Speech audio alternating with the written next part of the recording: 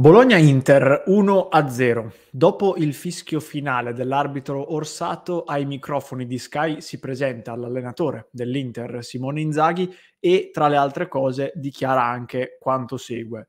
Bisogna cercare le motivazioni ogni 2-3 giorni, dice Inzaghi. Dobbiamo fare di più, io in primis come allenatore. Bisogna approcciare meglio e fare di più.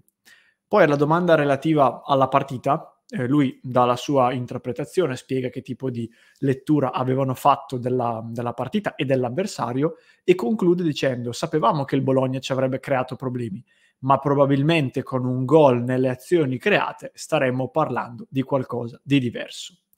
Infine, sulla domanda sulla continuità che manca a questa Inter, Inzaghi dice: devo riuscire a tenere la concentrazione ogni 2 giorni e mezzo, siamo l'Inter, giochiamo tantissimo, eccetera, eccetera. Su un campo come questo e contro questo Bologna bisogna fare di più. Si tratta di un problema che hanno tutte le squadre, tranne una. Ovviamente il riferimento è al Napoli di Spalletti, attualmente a più 18 sul secondo posto. Pochi minuti dopo arriva invece Lautaro Martinez, sempre ai microfoni di Sky. Lautaro che dice: parlando così a caldo potrei sbagliare, però il mio pensiero ora è che così non andiamo da nessuna parte. Dobbiamo cambiare subito. Abbiamo fatto una bella partita in Champions League, arriviamo carichi e facciamo questa prestazione che non va bene. Dobbiamo fare meglio perché così non si va da nessuna parte.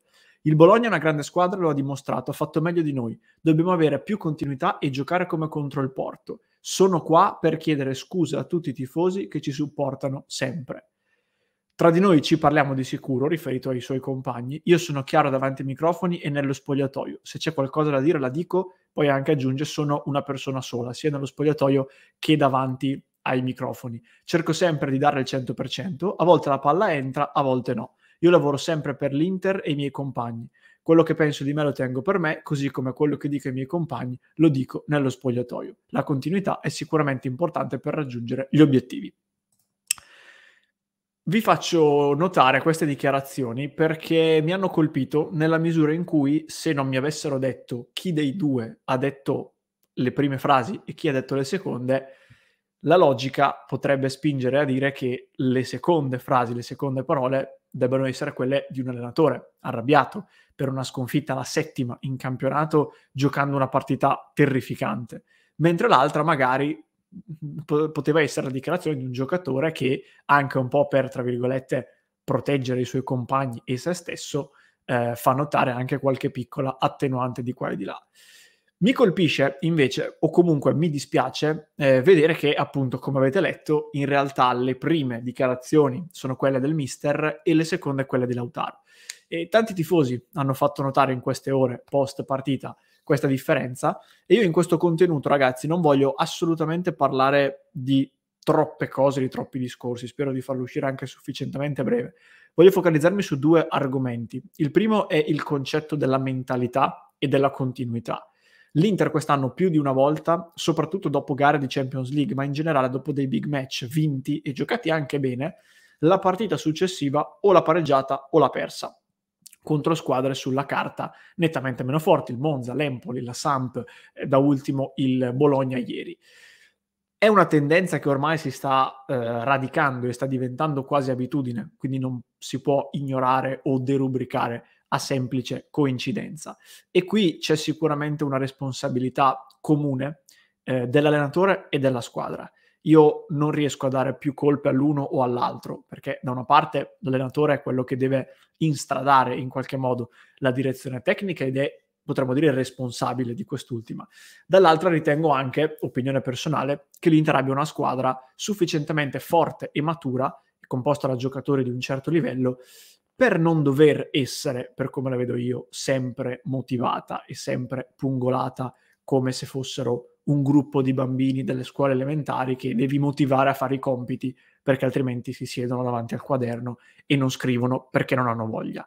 Dare solo le colpe all'uno o all'altro secondo me sarebbe riduttivo e sarebbe ingiusto nei confronti appunto dell'uno o dell'altro. E poi il secondo aspetto che voglio evidenziare per provare parzialmente a spiegare la sconfitta contro il Bologna, ma non solo questa, è anche un discorso tattico. Lo dicevo anche nella clip post partita di Bologna-Inter, appunto, pubblicata ieri.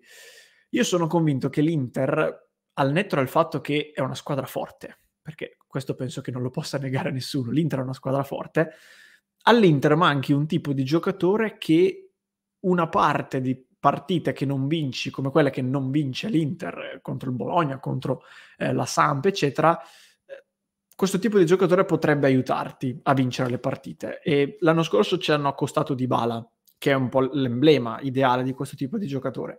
L'Inter ha un modo di giocare e dei giocatori con determinate caratteristiche che ti obbligano a giocare di reparto, a giocare di meccanismi prestabiliti, a giocare con tanti uomini che fanno densità sopra la linea del pallone o addirittura nell'area avversaria, perché altrimenti non riesci a creare la superiorità numerica, non riesci a, come si suol dire, vincere la partita da solo, con un tuo singolo. Sarebbe ora, dopo 4, 5, 6, 8, non neanche mi ricordo, anni in cui l'Inter non ha a disposizione fra i titolari un giocatore di questo livello. Sarebbe ora di andarlo a ritrovare sul mercato. Io non dico che con Dybala o chi per lui avresti battuto la Samp, avresti battuto il Monza e avresti quantomeno pareggiato contro Empoli e Bologna, ma sicuramente questo tipo di calciatore ti avrebbe aiutato nel raggiungere questi risultati. L'Inter che deve giocare con queste caratteristiche e che non sta bene a livello psicofisico, come può capitare nel corso di una stagione, inevitabilmente si scopre a questo tipo di partite in cui l'avversario sta meglio di te, in certe situazioni ti aspetta, perché è consapevole che prima o poi tu l'errore lo fai e lui ti viene a colpire, come è successo ieri contro il Bologna. Questo è il motivo tattico che io utilizzo, tra virgolette, come spiegazione di questi mancati risultati. Ovviamente questo motivo tattico si integra con l'aspetto mentale, perché queste sono anche partite che quando non stai bene dal punto di vista fisico, se avessi la lucidità mentale e la forza, la fermezza mentale di rimanere sul pezzo dal primo al 90°, quantomeno non perderesti, oppure in alcuni casi, cosa che continuiamo a chiedere all'Inter perché ancora non lo ha fatto, vinceresti in maniera sporca. Le grandi squadre, lo diciamo sempre, vincono anche le partite in maniera un po' sporca. In virtù del prossimo futuro, dell'anno prossimo, fare dei discorsi super approfonditi in questo momento, a fine febbraio, è inutile perché c'è ancora un'intera stagione da giocare e tante partite importanti da contendere.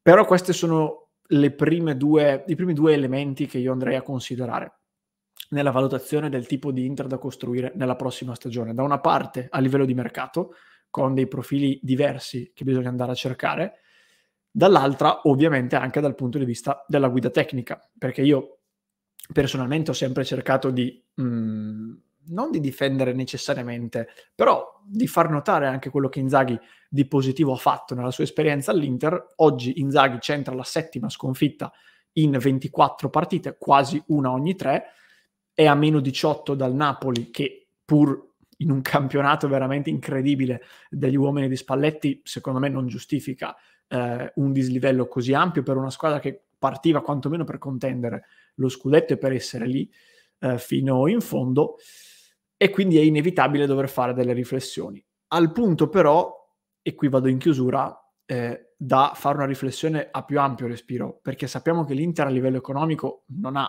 delle potenzialità infinite.